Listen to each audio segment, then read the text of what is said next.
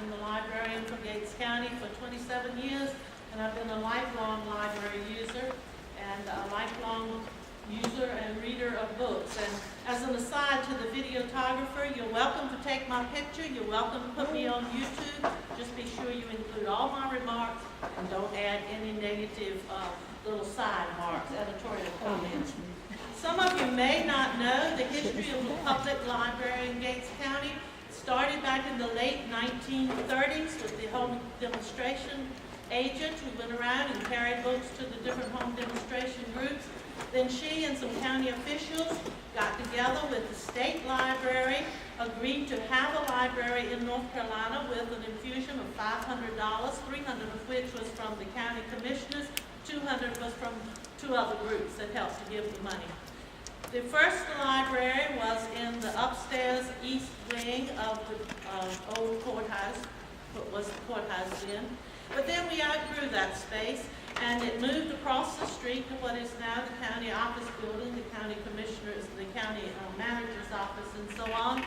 But we outgrew that space too, and so we moved down to another borrowed building, which was the old health department.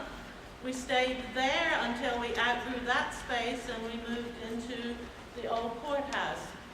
Each of those moves occurred approximately 20 years apart. Well, it's been 19 and a half years, time for move, folks.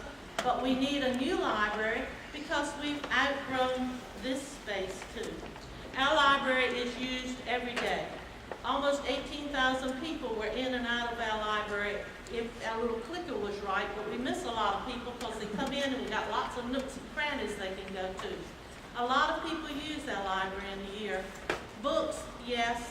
Computers, yes. Fellowship and community, yes. Computers are greatly used in our library, and they're used for job searching. Many people are taking internet classes now. They come in, and I had a lady come in just before I closed the library at 6 tonight. She had a test to take, and so she was quite anxious to get it done. She passed it, by the way. But our computers are used a great deal. Our books are used a great deal. We do provide programs for our children particularly, but there are also other programs that are provided for adults. We've had a genealogy workshop in connection with the Historical Society and other things like that.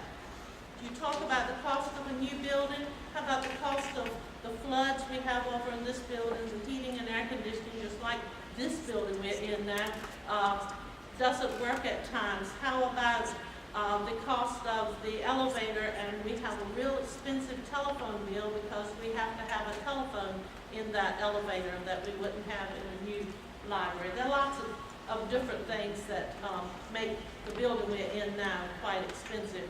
And as Tanya said, if that building falls down, money's available today from USDA. It might not be available next year if the building fell down. So we have a lot of things to think about.